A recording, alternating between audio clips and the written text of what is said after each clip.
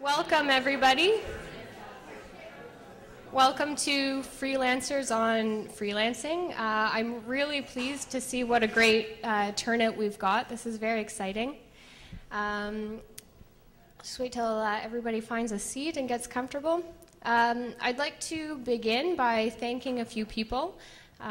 Michelle Hoare and Shannon Smart at the Tyee. Thanks very much. Without these two ladies, this wouldn't be possible. Erwin Ostindi and the fabulous crew at W2, thank you for hosting us. And thank you to our sponsors, the Canadian Freelance Union, the Professional Writers Association of Canada, and the UBC School of Journalism. I'm Colleen Kimmett. I'm your moderator this evening. I'm a contributing editor at the Tyee and a freelancer. So I'll begin with a quick introduction. Erin Millar is a journalist, editor, author, and photographer who lives in Vancouver. She was a founding editor of Maclean's On Campus and has written for many publications, including the Globe and Mail, BC Business, The Walrus, and Reader's Digest. In fact, the cover of Reader's Digest this month is a feature by Erin Millar. She also forayed her work at Maclean's On Campus into a book, the recently published Canadian Campus Companion. Beside her is Vanessa Richmond. Vanessa Richmond was the first managing editor of the Tyee, where she penned the popular Schlock and Awe column for many years. She writes about pop culture, beauty, sex, celebrity, and gender for online, print, and broadcast. And she makes regular appearances on CKNW's Week in Pop Culture and Global TV's Morning News. Beside her is Chris Wood. Chris Wood is a former Maclean's editor and correspondent. He's reported from across Canada, the US, and a dozen other countries around the world. He's been published in The Walrus, The Globe and Mail, Reader's Digest, and the Tyee. His book, Dry Spring, The Coming Water Crisis of North America, was nominated for the Shaughnessy Cohen Prize for Political Writing. And he's also the co-author with his wife of an award-winning young adult fiction series. And Claudia Kwan is a journalist who covers hard news, design, dining, and travel. As a polymedia athlete, it's the clever name of her blog, she works in print, online, television, and radio for outlets like Global BC, the Vancouver Sun, CBC Radio, openfile.ca, as well as for various food and dining publications. So I'd like to begin with a question for the entire panel. Just by asking each of you to start by giving us kind of a breakdown of what you're working on these days. I know as a freelancer, I've always got lots of balls in the air, juggling many different projects. Sometimes it seems like too many, sometimes it seems like too little. So yeah, I guess we'll begin, maybe we'll begin with Claudia at the end. Go ahead, Claudia. So it sounds like from my bio that I can't really make up my mind about what it is that I want to do. It's kind of true. I think that the benefit of being a freelancer is that you get to pick what you want to do. So right now, currently, I'm working on a television documentary around the Vancouver food scene, which will air on CBC this summer. Continuing to write for The Sun in the real estate and interior design sections. Doing some hard news reporting for Global Television, wherever that may take me, and squeezing in whatever else I can in terms of freelance stories. Basically stuff that interests me, that I want to tell the story. I have the freedom of doing that, and that's what my focus is right now. Well, it sounds like the other freelancers on the panel are actually a good deal more active than I am.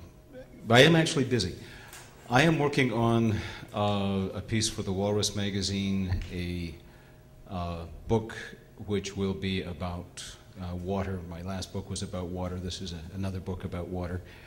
I'm working with the Tyee and the Tyee Solution Society which is a whole other venture associated with the Tyee as a coordinating editor, so I'm doing some editing with that. I do have done over the last 10 years ghostwriting and editing, rewriting. This is not a fancy kind of journalism, but this is freelance writing, and it also pays the bills. And you may or may not hear that as a common theme, but paying the bills is kind of an important element to making a living as a freelancer. And in that connection, I'm working at the moment on a turning what would otherwise be about 85 really tedious pages about the value of water into something that you all might actually read in much, much less than about 80 pages. That's partly a writing job, partly an editing job, and largely taking some very valuable, important information that is not going to see the light of day and trying to use some journalistic tricks to relate it to real people, real places, and induce folks to read it.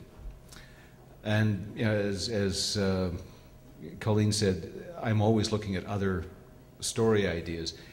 My freelancing at the moment tends to be in larger pieces, so I tend not to be trying to recycle through as many ideas at one time as I used to do, but I'm always kind of, you know, stacking up the ideas for when the time is available. That's me. Right now, I am directing a video for a woman who was actually kidnapped in Somalia for 15 months, and she was released. She needs to do a promotional video that's slightly documentary style, so I'm doing that with a group of people. I'm writing a very large website for an ad agency in town. The last one I wrote for them was 180,000 words, and I was telling somebody just before this, the way I got through it at the end was very loud dance music, writing late at night. I just kind of kept it going, drinking the coffee. I'm producing a website for a small design studio in town, and I'm coming up with their, for lack of a better term, like their content strategy, what the information should be about them, who they are, how they should communicate who they are. We did a video for their site, which is a kind of a documentary, and I wrote the copy, and I did the information architecture for that, but I don't usually do that. I'm working for a charity to produce all of their materials that'll help them raise some money, and that'll be for online and not.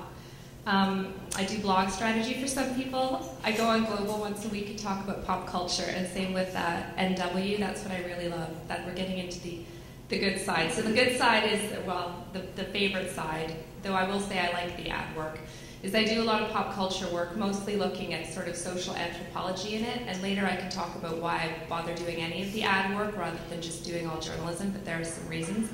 But I'm working on researching a story about the royal wedding and why it will likely be the most watched TV event in world history, because I think there's some social trends going on that are informing that. I'm covering a sex conference at the end of this week. It's all academics, though, you know, whatever. Called The Medicalization of Sex. That'll be really interesting to me. And I'm writing a story about the Vancouver dating scene. And last week I wrote quite a bit about why J-Lo has just been voted the most beautiful woman in the world for People magazine. And I was talking to a feminist who researches work. Anyway, I'm going to stop about body culture, but that's what I do. That's what I'm doing right now. Today I worked on most of those things. Thanks. I don't do nearly as much in a day as Vanessa, yeah. So I do all print, and I also, although I've dabbled a little bit in public relations work, it's never really been a good fit for me. So I'm basically out there just trying to write as much as I can all the time. And I have this, I would love to be in, I aspire to be in Chris's position one day where I can focus on long pieces and books. But right now I'm finding that I can't quite make enough, or have enough of those long pieces and be turning them around fast enough. And I think I'm getting faster as I become a better journalist. But right now I've got a couple of those longer features for magazines, one for Reader's Digest, and one for BC Business Magazine, and one for The Walrus that I'm sort of working on that are on long deadlines, a couple of months. And to pay the bills in the meantime, I've got a bunch of short, newsy articles, mostly for the Globe and Mail, that are kind of like 800, 900 word pieces that I can turn around in a couple of days. And a couple for Sun Media, which you could turn around in a couple of hours. Don't read them. And I'm finding that a lot of what I'm working on in the last couple months, which I didn't expect, was Colleen mentioned that I just published my first book in February, which was the culmination of my work reporting on campus life and education for Maclean's for the last few years and for other publications as well. And I'm finding that I'm spending a lot of time promoting the book, which is this huge time suck that I didn't expect and I'm not paid for, but I guess it'll pay off. That's what I'm told. So I do what I'm told, I suppose. But so I'm sure you'll hear this from these other freelancers as well, that there's a lot of things that you end up doing as a freelancer that you're not paid for. So I thought it was important to mention that up here. A lot of just pitching, getting stories together, constantly promoting yourself and marketing, whether that's, keeping up on your Twitter and your Facebook or your blog, whatever. Like, that stuff takes really a lot of time. So it's important to sort of budget that in. And then the other thing I was going to mention is that generally when I have these long pieces, I'm trying to find the short pieces, the newsy pieces that relate to the research I'm doing for the long pieces. So in the work that I've been doing today, specifically, I'm doing some interviews for the long pieces that I'm thinking about, which are all sort of on the same theme anyways, and also sort of pitching little stories as I come across relevant research that's new or whatever happens to relate to what my editors are working on at the Globe. So that's kind of my mix right now. Oh, my final thing is I've always got a trip that I'm working on. That's a big part of why I want to be a freelancer, is that I like to go and escape to Asia every year for at least 2 months. So I'm sort of always thinking about that, always talking, keeping up on what's going on in my regions that I'm planning on going to in July, pitching stories, and generally I try to get a couple of large stories that will fund the, I'm not a travel writer, but more issue stories that I can get a larger magazine to cover the travel for that, and then I'm piggybacking stuff. So I'm also sort of working on trying to book stories for a July, August, September trip in Malaysia and Indonesia. So if any of you are editors and you're looking for those stories, I'll end there. Okay, I want to get back to pitching, because I think, that's a huge part of being a freelancer, and I think it's something that, myself and most people in the room are probably interested in. But I want to first talk about, I saw sort of 3 areas of work emerging from the different projects that you all mentioned. One is paid byline work. So, an article in a newspaper, a magazine, or website, what have you. One is paid non-byline work, so that might be the copywriting or that Vanessa mentioned, or the research that Chris mentioned, and the other is unpaid maintenance work, like you mentioned, Erin, just sort of keeping the business going, keeping your little business going. So, does anyone want to add to sort of how you balance those 3 things and how you try and, keep it all together and make sure you're still doing what you want, getting the bylines that you want, but also earning money and keeping the business going? Anyone? I can jump in, I'll be quick. That's something I really have problems with, and actually it was something that Vanessa said to me a couple of years ago that has made me get better at this, really. And you were working on a story about, for Van Mag, a big feature, and you said, I get so interested in these stories, and then I forget to pitch something else, and I finish it, and I'm like, oh no, now what do I do?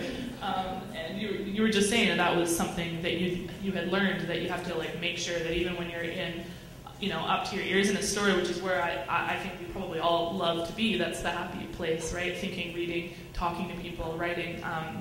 You have to remember to do something every single day, even if it's just blogging or pitching or talking to an editor, or following up with someone, and making sure that that dialogue between your editor and yourself continues. So yeah, I just try to do something every single day, and of that unpaid stuff. And I also have really elaborate Excel files.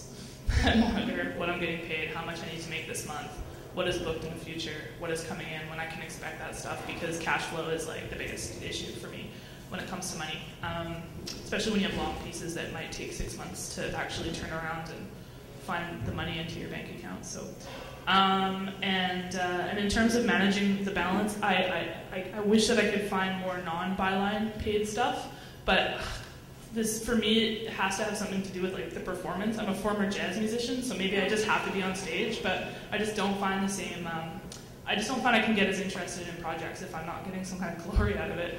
It's really honest. I'm sorry, I wish I could, but it ends up taking me twice as long because I'm not as invested in it or something. But hopefully I'll learn something tonight about that. Well, Vanessa, you do this kind of work. I mean, can you talk a bit about like your clients? Like, what are the options out there, at least that you have anyway? So I will say why I started getting into this work. I was doing a lot of really interesting journalism work, including some magazine features I was really enjoying, and I've been lucky enough to write for the Tyee, which is still my favorite place to write. But I had this one week that I call the Bermuda Triangle Week. I met with my editor at the Huffington Post, and I was so excited because they put a couple of my stories on the front page, and I was meeting with her, and I was like, waiting for and we can maybe start to pay you now. And she was like, yeah, there's just never going to be any money. And I was like, okay. She's like, but it will really help you get a book deal. And it'll help you get like a spot on broadcast TV. And those will both really pay. I was like, great. And then I actually got a call that week from a publisher, and they were so kind to take an interest in one of the columns I'd written, and they said, we'd really like to develop a book with you, let's start meeting about it. We aren't going to be able to pay you very much, but it'll really help you with your columns and your media appearances. And then I met with my producer at a couple of the TV things and the radio thing, and they're like, we're really sorry to announce no commentators are going to get paid from this point in, but it'll really help you with your... And I was like, oh my God, I've really got to figure something else out. This just isn't going to work. And so I had a couple of magazine stories I was really loving, but I was also writing a lot of magazine stories for the money. And even a couple where I was making, in theory, pretty good money per word, because I over-research and I fall in love with the stories I'm writing, and because now there's so little money in magazine work, people expect so much. I wasn't making enough money for the time I was putting in. So then I started reaching out to do some copywriting work, mostly for online, because it's relatively new. There's a big division in the copywriting world between copywriters who will write for print and write for online, and I happen to genuinely love online. I love the interactivity of it. I love the multi-platform stuff about it. I love the links between the articles, all the way that stuff goes. I love it. So I started doing that, and the way I make it work for myself is I have kind of a daily amount of money I need to make, and if I can meet that, then I let myself do journalism. And sometimes if I've had a really good month, like I've done a really big piece for some corporate thing, I know I've got like a couple of weeks when I can develop an idea or something like that. But for me, it's all about working on the minimums and knowing when the money's going to come in, because I think Chris will talk to this a little bit too, but it's important to know that the money's coming in. It makes everything else work. A very brief little bit of background about my freelance career. It actually came in has come in two chunks. I began freelancing in what was really another age, and I mean that almost literally. It was 1978, and there was no internet, there was no Walrus, there was no National Post, there was no Tyee. There were a few magazines that aren't around anymore, but it was a different marketplace. And until 1985, I ran a freelance business that was, it sounds like, not that far off what you guys are doing, in the sense of quite a lot of items and quite a short turnaround for many of those items. So I'd be filing 4 or 5 times a week to somebody. Then I worked for Maclean's for about 16 years, and 10 years ago I left Maclean's and went back to freelancing. I didn't really want to do the same kind of freelancing that I'd been doing previously. What I discovered is that many things really are the same when your freelancing is in larger individual units. And yeah, I'm not typically trying to file 4 or 5 times a week, but I still have to put in a whole lot of front-end work before I get a project finished, only now the timelines are longer. And I used to describe the typical freelance cycle for me back in my first go-around as, oh my God, I've got no work. I'm never going to work again. I'm going to starve. Pitch, pitch, pitch, pitch, pitch, right? And I'd pitch all over town. All of a sudden, oh my God, I've got way too much work. Oh God damn, what am I going to do? Scramble, scramble, scramble, stay up all night working. Oh, I've just filed a whole bunch. I'm going to get paid. Yay! Check. And you feel wonderful for about 48 hours, and then you go back to the beginning of the cycle. You know, I've got nothing out there. Oh my God, I've been working. Only you find as your part of the market changes, that some of the balance changes. For example,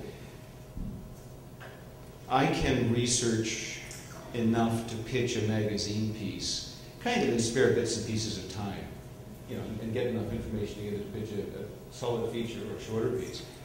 To do a book proposal can take 3 solid weeks of work. Because they actually want you to write a chapter for which you are not going to get paid. They want an entire outline of the book for which you are not going to get paid. But it all takes time. And so one of the things, Colleen asked us to kind of extract what are some of the things that we wish we might have learned a little sooner. One of the things I wish I had learned a little sooner was just what these folks have been saying, always to pay attention to the money. And it's not that I will write anything for money, but if you don't think about the money on a regular basis, you're going to have a cash flow crisis. You're not going to be able to do what you want to do. Now, the other issue that came up is journalism versus other kinds of writing. And there's a whole discussion you can have around the ethics of journalism, the ethics of writing, possibly the ethics of freelancing. My conviction is that unless I'm actually able to pay my bills and keep doing it, all those other discussions are kind of a side point. And I'm going to have to face my conscience at the end of the day anyway. I have no problem. I have a skill set. I imagine many of you have a skill set around making words work. I can make those suckers stand up on the table and dance the tango. A lot of people can't do that. They need something explained.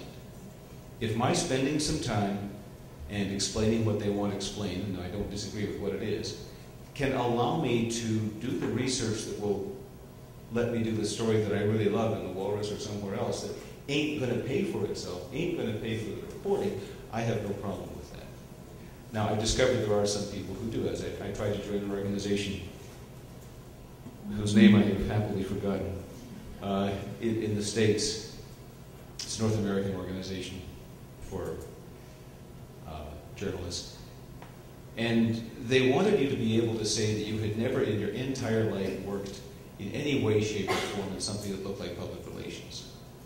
I never worked my entire business in public relations, but I have certainly done some writing that was public relations. I was very glad for the check, and I don't think that turns me into a tramp. I'm still here making a living at this after a very long time. And frankly, I'm not going to be absurdly choosy about what allows me to do that. The one thing that freelancers just making a living at this business is probably the biggest single challenge. And if you can figure out a way to do it, in my view, you're winning. Winning. So I should just back up and say that, oddly enough, for someone who is now called a freelance journalist, I'm not a particularly entrepreneurial person. About 6 years ago, I was doing my full-time radio job, and it was fine. But I thought, oh, I have time to do something else. So I started freelancing stuff on top of having a full-time job. Then I eased in, and I think I was about 60% freelance. And then I suddenly found myself last year 100% freelance. So I think you have to know your personality type in order to be a successful freelancer as a whole. If you are someone who's organized, take advantage of that. If you are someone who works in like huge spurts of productivity and then lays low for 2 months, factor that into your timelines, because otherwise you're going to find yourself, oh my God, I have no work. And two, pitching sounds like such a formalized thing. I found what's worked for me is just being loud and passionate and talking frequently about things that I love. So it's not necessarily a formal process of I'm going to write, this kind of proposal. Sometimes I just at an event and I talk about, oh my God, I really love this thing, da da da da da.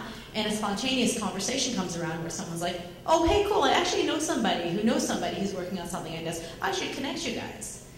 So this is sort of the hurting yourself out aspect, right? Like you're sort of always kind of making it known that you're available, particularly for the things that you love. Finally, again, for someone like me who's not totally entrepreneurial, I find a lot of security in having a semi-regular gig. Whether it's a weekly web post that only pays you 10 cents a word, or a weekly article that pays you $500 a word, know whether or not you need some sort of basis of stability and cherish that relationship if it's very important to your peace of mind. So that's what I would say. I actually have zero background in print, however. I think I was published in the Burnaby Now in my high school class or something like that, but I have no formal training whatsoever. So I just moved back here after living in Toronto working for CTV National, and I noticed this little green paper starting out, Metro.